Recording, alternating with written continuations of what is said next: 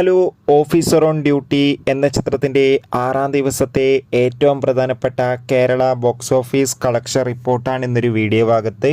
വീഡിയോയിലേക്ക് മുൻപ് video like ചെയ്യുക, ചാനൽ സബ്സ്ക്രൈബ് ചെയ്യാൻ വേണ്ടി ശ്രമിക്കുക. ചാക്കോച്ചൻ, പ്രിയാമണി, ജഗദീഷ് എന്നൊക്കെ പ്രധാന കഥാപാത്രങ്ങളായെത്തിയ ചിത്രമായിരുന്നു ഓഫീസർ ഓൺ ഡ്യൂട്ടി. ചിത്രത്തിന് ഇപ്പോഴും നല്ല മികച്ച പോസിറ്റീവ് റെസ്പോൺസ് തന്നെയാണ് പുറത്തുകൊണ്ടിരിക്കുന്നത്.